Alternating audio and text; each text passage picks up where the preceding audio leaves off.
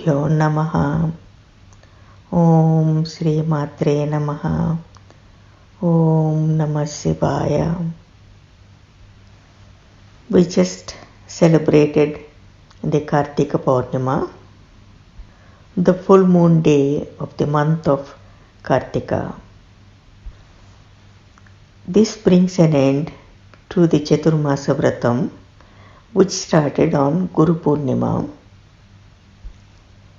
And this Chaturmasa Vratam is actually 4 months every year, but this year we had it for 5 months because of the Adhika Masa or the extra month.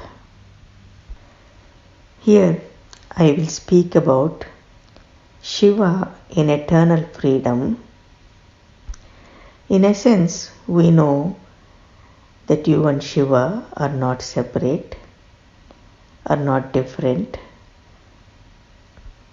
In Shiva Manasa Puja, when Adi Shankara says Atmatvam, Atmatvam, it is clearly stated that you and I are the same self.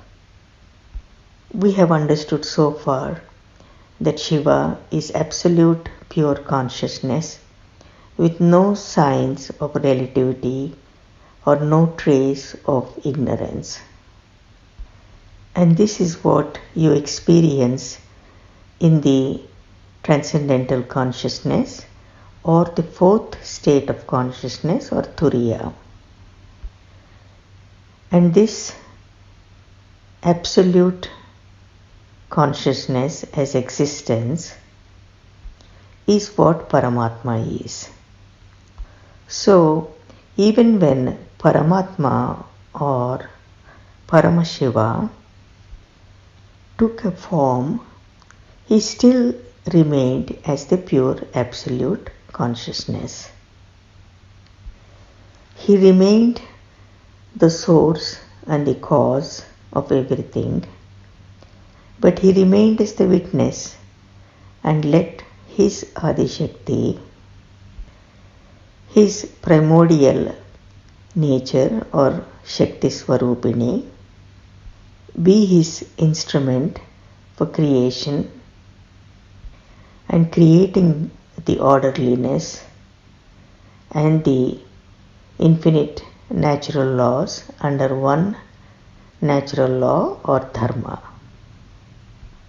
Now, you just heard this Nirvana Shatkam, which is the 6 verses composed by Adi Shankaracharya, and this is nothing other than the song of the self.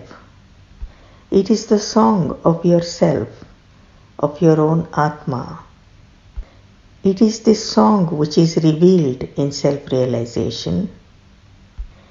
It is this truth that is revealed in the Turiya state or the fourth state of consciousness, and one experiences it in the Nirvikalpa Samadhi, where all that is there is the self alone, and you are that self.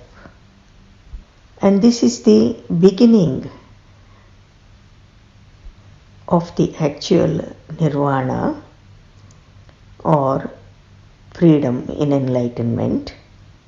So here the self-realization is the first step which leads you on the path to cosmic consciousness, and then the God realization or the God consciousness, and then the Brahmi Chetana or the unity consciousness, and finally being the Brahman,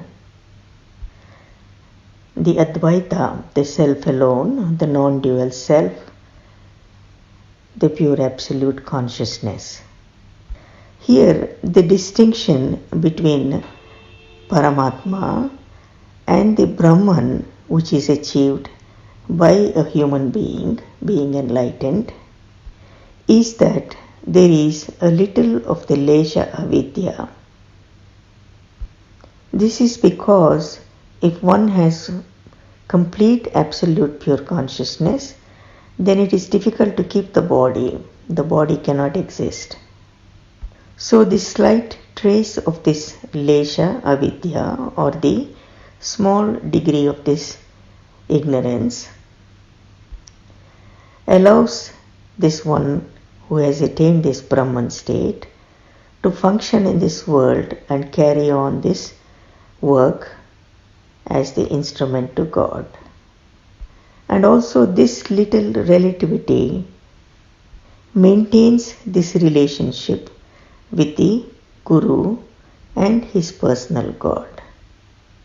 Then even this one who has attained the Brahman state will say, this is my Guru, me and my Guru, this is my God, and this is me and my Bhagavan. And so in Paramatma there is no lesha avidya, and he is completely, purely absolute consciousness. And this is what Shiva is. It is truly amazing that how Jagadguru Adi Shankaracharya has brought out so many songs in the form of stotras, stutis, etc., and speaks about this Atma and how one can complete this journey as a seeker in such lucid and beautiful ways. It is indeed our great fortune even to listen to them, to sing them, and to meditate on them. Here, the most important thing is to go within yourself, to continue transcending and go within yourself and have the personal experience and be the self. Otherwise, it's no point just reading all of these and listening to them without taking the time to have the inner experience. Now, let us take a minute and try to understand this Nirvana Shatkam, which is the song of yourself, the song of Bhagavan Shiva, the self of all. Manobuddhya hankara chittani naham nacha srotram na jihvana chanagrhana netram nacha vyoma bhumir na tejo na vayuhu chidananda rupa sivoham sivoham. This is the translation in English. I am not the mind, the intellect, the ego, or the memory. I am not the ears, the skin, the nose, or the eyes. I am not space, not earth, not fire, not water, or wind. I am the form of consciousness and bliss. I am the eternal Shiva. Chidananda Rupa Sivoham Sivoham. Sivoham Sivoham. Next. Aham prana sannona vaipancha vayuhu navasapta dhatur navapancha koshaha navakpani padau nachopastapayu chidananda rupa sivoham sivoham. I am not the breath nor the 5 elements. I am not matter nor the 5 sheets of consciousness, nor am I the speech, the hands, or the feet. I am the form of consciousness and bliss. I am the eternal Shiva. Chidananda Rupaha Shivoham Shivoham. Next. न मे द्वेषरागौ न मे लोभमोहौ मदो नैव मे नैव मात्सर्यभावः न धर्मो न चार्थो न कामो न मोक्षः चिदानन्दरूपः शिवोऽहं शिवोऽहम्. There is no like or dislike in me, no greed or delusion. I know not pride or jealousy. I have no duty, no desire for wealth. I have no lust or desire for liberation. I am the form of consciousness and bliss. I am the Eternal Shiva. Chidananda Rupaha Shivoham Shivoham. Next. Na punyam na papam na saukhyam na dukkham na mantro na tirtham na veda na yajnaha aham bhojanam naiva bhojyam na bhokta Chidananda Rupaha Shivoham Shivoham. I have no virtue or vice, no pleasure or pain. I need no mantras, no pilgrimage, no scriptures or rituals. I am not the experiencer nor the experience itself. I am the form of consciousness and bliss. I am the Eternal Shiva. Chidananda Rupaha Shivoham Shivoham. Next. Aham nirvikalpo nirakara rupo vibhutvacha sarvatra sarvendriyanam navabandhanam naiva mukti nabandhaha Chidananda Rupaha Shivoham Shivoham. I have no fear of death. I have no caste or creed. I have no father, no mother, for I was never born. I am not a relative, nor a friend, nor a guru, nor a sishya or a student. I am the form of consciousness and bliss. I am the Eternal Shiva. Chidananda Rupaha Shivoham Shivoham. Next. Na mrityurna shanka na me jati bhedaha pita naiva me naiva mata na janma na bandhurna mitram gururnaiva sishyah Chidananda Rupaha Shivoham Shivoham. I am devoid of duality and my form is formlessness. I exist everywhere, pervading all the senses. I am neither attached nor free nor captive. I am the form of consciousness and bliss. I am the Eternal Shiva. Chidananda Rupaha Shivoham Shivoham Shivoham Shivoham Shivoham Shivoham Shivoham Shivoham Chidananda Rupa Shivoham Shivoham Shivoham Shivoham Shivoham Shivoham. So here in this Nirvana Shatkam, in 6 verses, Shankaracharya describes this beautiful self, which one experiences in this transcendental consciousness or the Nirvikalpa Samadhi. And these words and this cannot be understood unless until one has the experience. If one simply reads these words, and then they can be actually misleading for somebody who has not had the experience of the self, and to just say, I am not this, I am not that, or I am this, or I am that.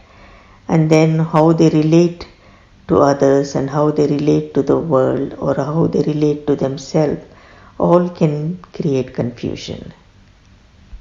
But it is important to have the intellectual understanding as a basis, and then to gain the inner experience, because the inner experience is beyond comprehension.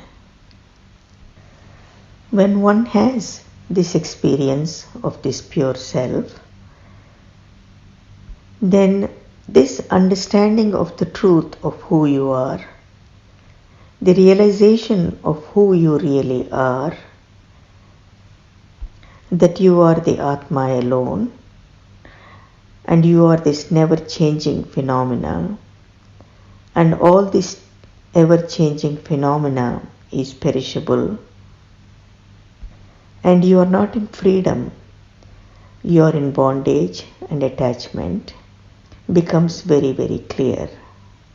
So then these two states become very clear, the changing phenomena and the non-changing phenomena, and the knowledge that you are this self alone becomes very real in your cognition.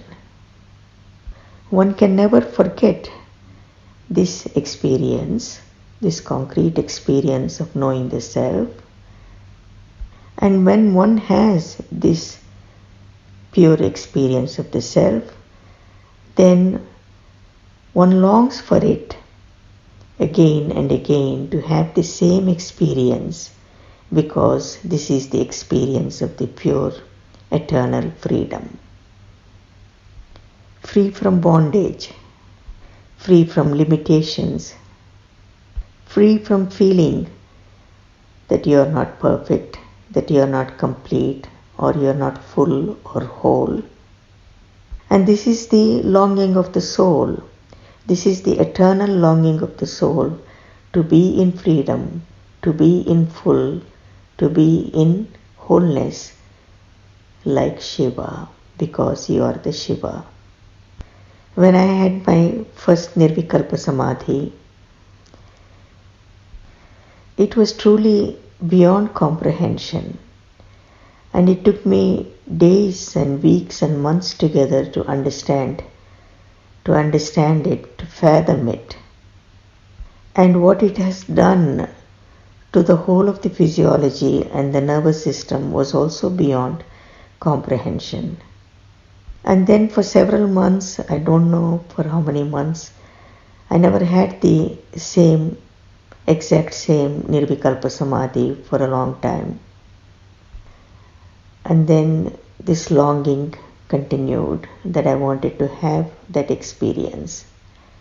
Because having the Savikalpa Samadhi, where the mind, some remnants of the mind are there, is not the same as this pure experience of the self. But after that, then it became, my nervous system transformed so much, it became so much easy for me to go into samadhis.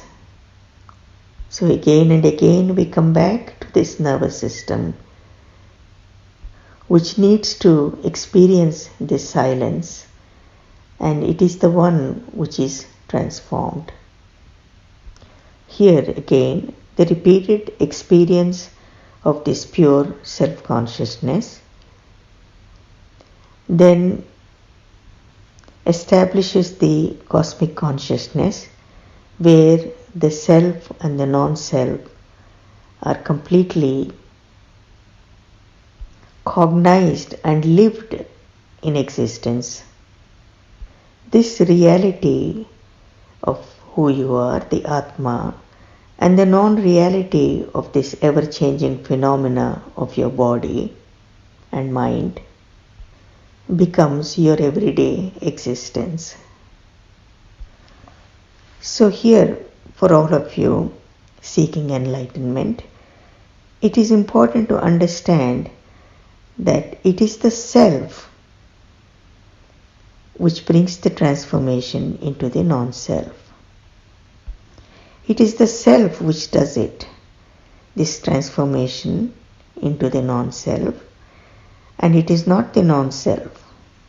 So again, the transformation of the non-self into the value of the self is not from the side of the relative, but actually it is from the side of the absolute self. Again, try to understand, it is the self which is infusing its essence of immortality to the ever-changing face of the relative, and thereby transfusing this immortality to the ever-changing face of relativity. So with this infusion of the self, the immortal self, into the ever-changing phenomena of the relativity, then it is raising the value of the relativity to the value of the absolute.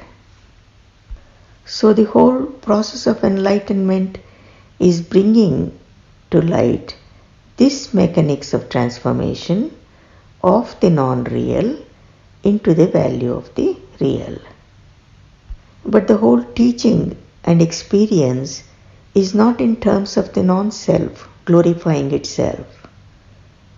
Again, the whole of the teaching is not in terms of the non-self glorifying itself, but the self which is Sat, eternal, which is non-changing, absolute, and which is infusing the immortality and the eternity into this ever-changing futility of relative life and raising its value to its own status.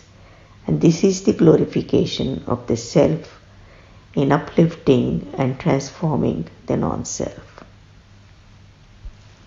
Again, the self is infusing its essence of gaining immortality into the non-self or the relative field, and thereby purifying it and eventually destroying its ever-changing structure and raising its value to the never-changing eternal being.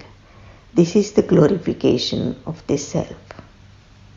So here again, it is the self who does it, and it is not the non-self.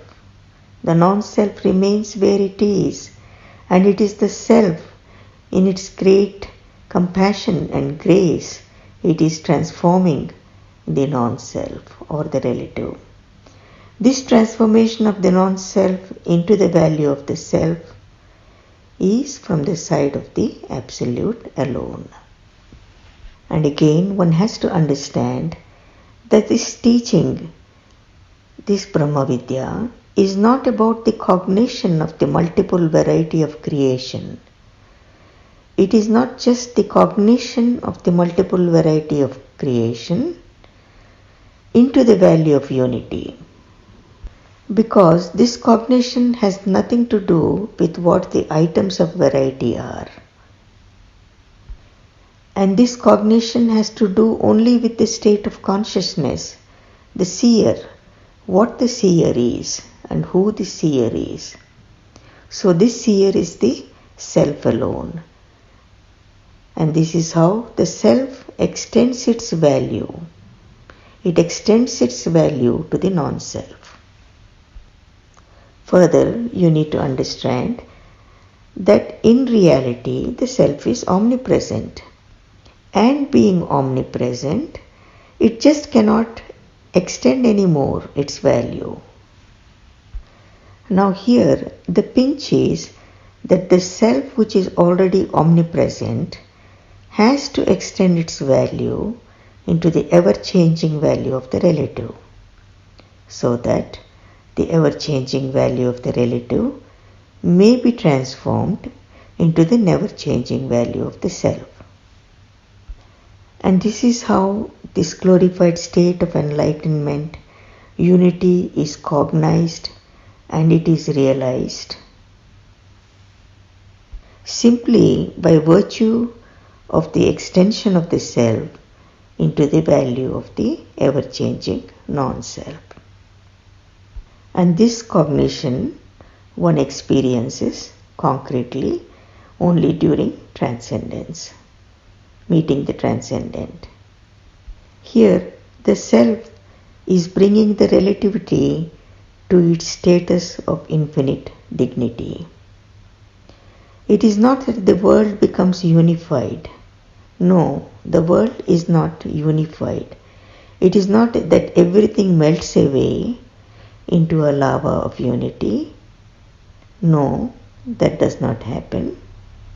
This whole cognition of the unity from multiplicity is subjective, and it is the extension of subjectivity that glorifies the objectivity from the non-existent, ever-changing value into the ever-changing value and giving it its eternal existence. And what is this eternal existence? It is the eternal existence in infinite freedom. And who can experience this infinite freedom like Shiva? The one who desires the glorified state of enlightenment. So, I would like to end this talk for today saying what Maharishiji has said. Species below man evolve according to the set system of Mother Nature. So here Maharishiji is saying that all species evolve according to the natural laws set for them by Mother Nature. So all their activity is set according to their natural laws, and they are born like this, or they die like this or that, and then they are evolved and they continue evolving as per the laws of nature. But coming to man, this soul or Atma is capable of enhancing the speed of evolution or deteriorating. That means you're going the other way. Here, the man's nervous system is evolved enough to be free from the direct care of the Mother Nature or these natural laws. And this is why the evolution of man depends on man alone. Because you are blessed with this nervous system, which can be free from the direct care of Mother Nature, and you can culture this nervous system. You can bring purification to this nervous system so that the Atma reflects in it and one gains the self-realization. Again, the evolution of man depends on man, whereas in the animals and other beings, then their evolution is set by the Mother Nature. So to be in eternal freedom, then one has to gain this cosmic consciousness. Here in this cosmic consciousness, one lives this double life, double aspect of life, both the cosmic and the individual. And the individual is expressed in the activity, but the cosmic remains the true nature, one's absolute being. And when one gains this absolute status, there is nothing to be gained anymore. One knows this imperishable state of life during this lifetime, and one remains in freedom, although being involved with life or being involved with activity. Of course, the enlightenment doesn't stop here. You continue infusing more of the self into the non-self until all of it becomes absolute, and that is the unity consciousness or the Advaita. But for who has not stepped into this imperishable state of life during this lifetime, then he will not be in freedom and he will not experience this Jivan Mukta status. And what happens then? He goes leaving this body, he goes to some other body where he can find fulfillment according to his desires. But for one who has gained this absolute status, this imperishable state of life, there is no desire for him that can bring him to birth again. And this is how he rises above the bondage of birth and death and all that. And this is what one experiences during the lifetime. During this lifetime, because this enlightenment has to be gained during this lifetime, the state of being. So if it is not gained in fullness, then he will be born somewhere and then try and meditate more and more and then gain it. So you have the choice to be Shiva in this one life and to be liberated and to be in bliss, singing Chidananda Rupam Shivoham Shivoham Shivoham Shivoham. I will end here. Jai Gurudev, Loka Samasta Sukhino Bhavantu.